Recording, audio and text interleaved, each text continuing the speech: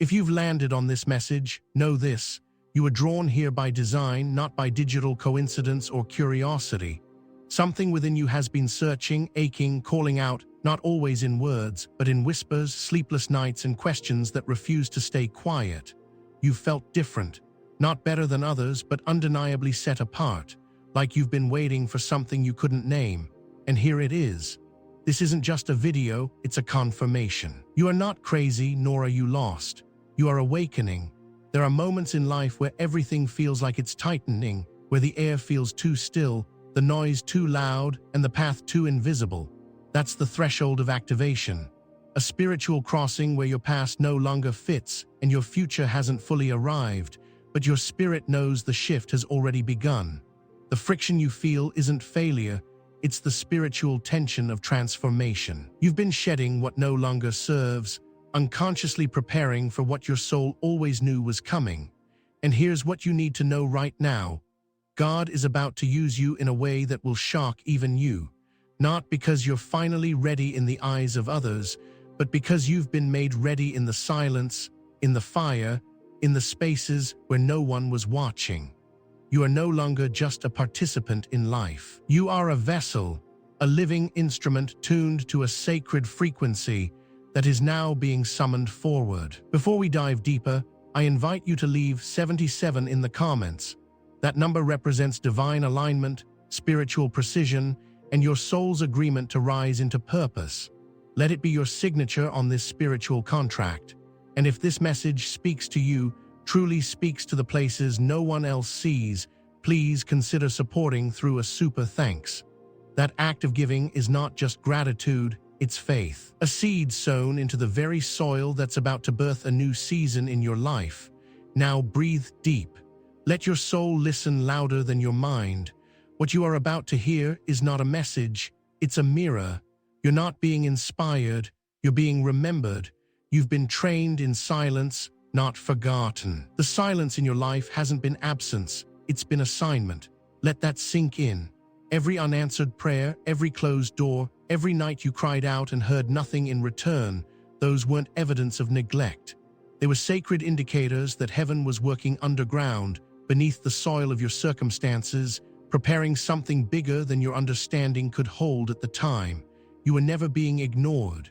You were being refined, while others ran into visibility. You were called into obscurity, not because you were unworthy of attention, but because the spotlight can distort the shape of an unready soul.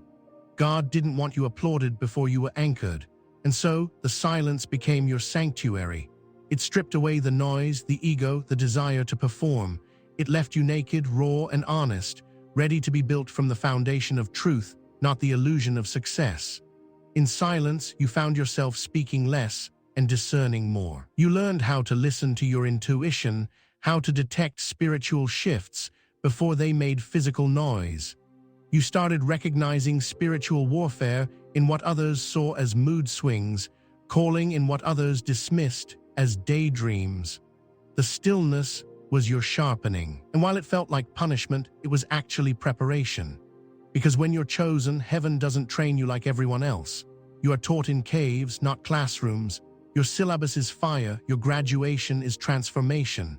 The delay was a cocoon, not a cage. And you, yes, you have been changing beneath the radar. The world may still see a seed, but heaven sees the sword. You were hidden not because you lacked purpose, but because your purpose required secrecy to grow. And now you're emerging, not with noise, but with clarity, not with desperation, but with depth. You no longer need to explain your process. You embody your preparation. The silence didn't mute you, it matured you. You're not coming back the same, you're coming back whole. The unseen resistance was spiritual weight training. Have you ever wondered why everything seemed to fight you? Why nothing ever came easily, even the things that seemed basic for others? Why you felt like you've been climbing uphill through fog while others coast downhill with the wind? That wasn't bad luck. That was divine resistance training. See, when you're called to carry more, you must be conditioned to bear more. And not just visible burdens, but invisible ones. The internal storms, the emotional weights, the constant tension between who you've been and who you're becoming. Every spiritual ache, every inner breakdown, those weren't signs of failure. They were proof that you were lifting something heavy enough to shape you. God was growing your spiritual muscle, your capacity to love deeper, stand firmer, see clearer. You've been pushed to the edge, not to break you, but to build you. Resistance builds strength.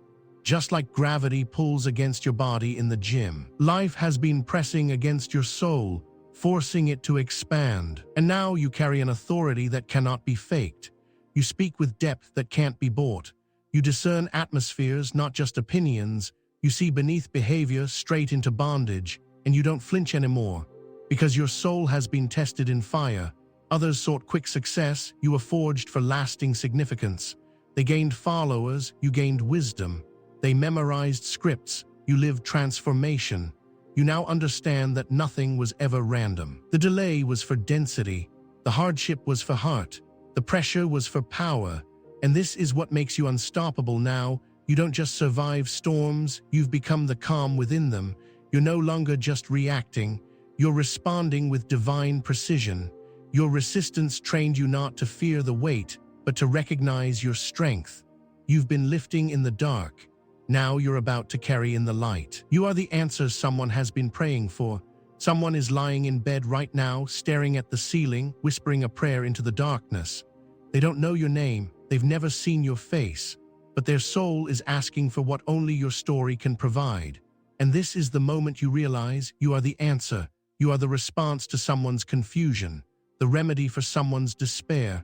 You've walked through fire not just to survive, but to carry flame. Your journey, every twist, every heartbreak, every valley, was building a voice that others could follow.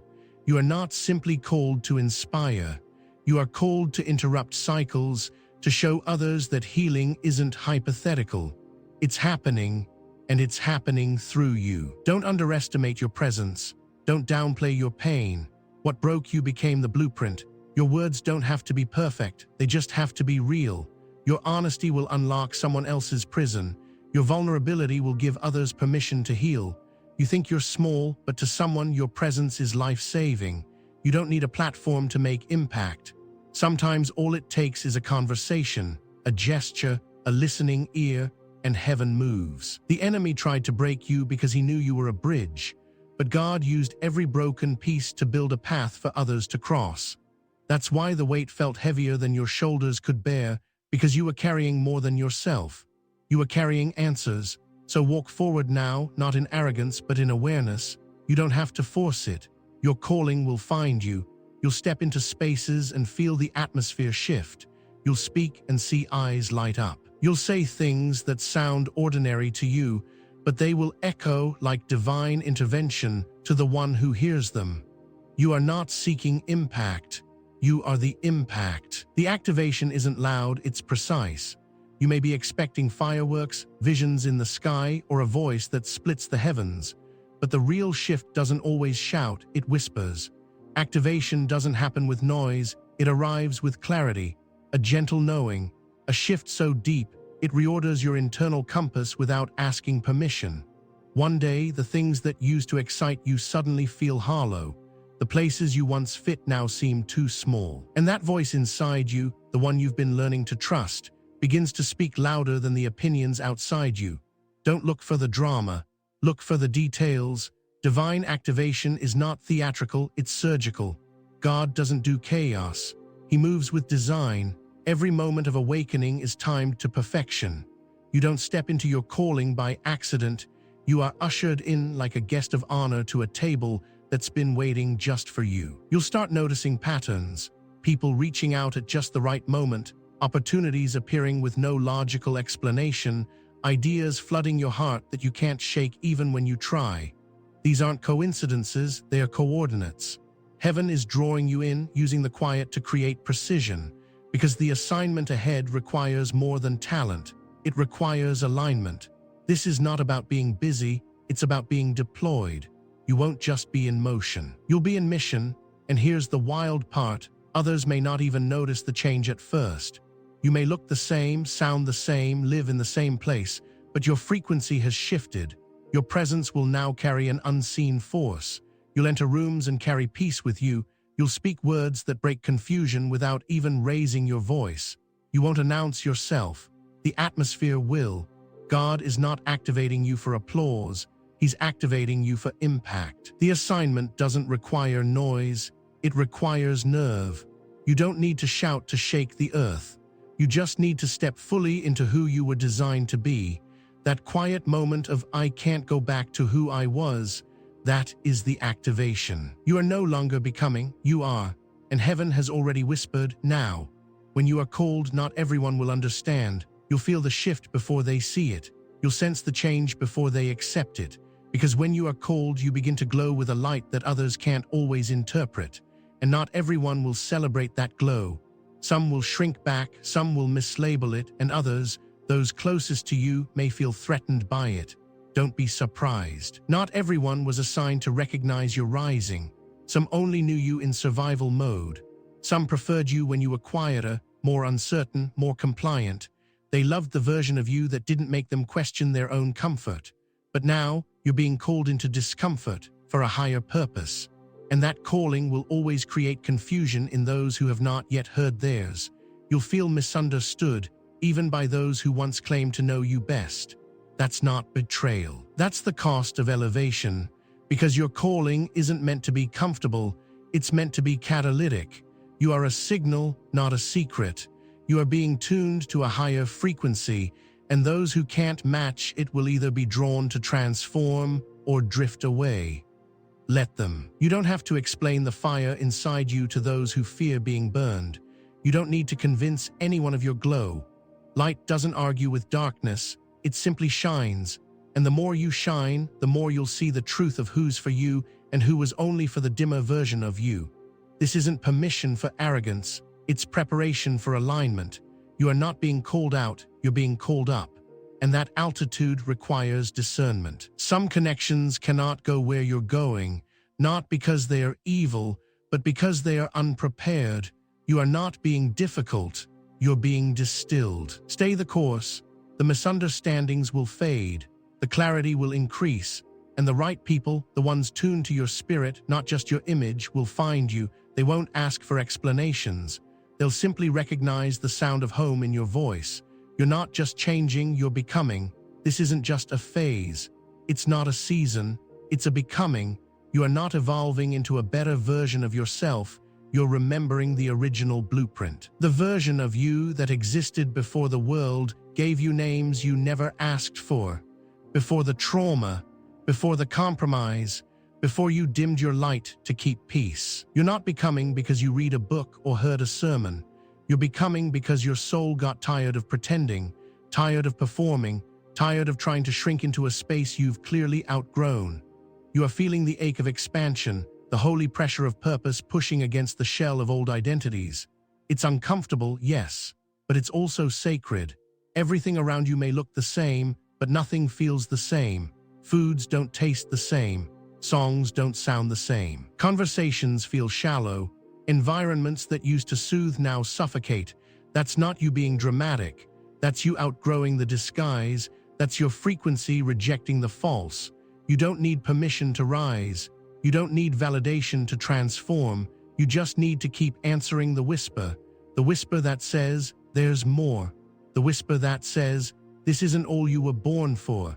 The whisper that says, you don't belong where you've been, because where you're going requires the real you. And slowly your choices start to change. You say no more often, not out of rebellion, but out of revelation. You stop chasing people who require you to abandon yourself. You protect your peace like it's sacred real estate, because it is. This is becoming a quiet, powerful unraveling of everything that isn't true until only your essence remains. And once you taste that freedom, there's no going back. It's already begun, now walk in it. You've waited, you've wept, you've wondered. And now, without fanfare, without warning, it's happening. The very shift you've prayed for is unfolding not in front of you, but through you. You're not waiting for the door, you are the door. And what's on the other side is not a performance, it's a purpose. You don't need more signs, you are the sign that healing is real. The sign that silence doesn't mean God is absent. The sign that fire doesn't always destroy, it forges. And now, it's time to walk, not run, not chase, walk, in peace, in power, in posture. Because when God activates you, you don't move out of panic, you move out of positioning. Let this be your last day second-guessing your glow. Let this be your last season shrinking out of fear that you'll be too much. You were never too much. You were just never meant to be small. So go, speak when led. Stand when stillness demands it. Rest when needed. Burn when the fire calls. And remember, every delay, every detour, every silent night, it was shaping the weapon God is now ready to use. You've been unlocked. You've been unhidden. And now the world gets to meet the version of you that was always meant to be. Thank you for walking this journey with me. If this message awakened something in you, leave 77 in the comments. Share this with someone who needs the reminder. And if this resonated deeply, consider supporting this channel with a super thanks. Your presence here isn't just support, it's prophecy. I'll see you in the next message. Until then, walk boldly, because you are activated.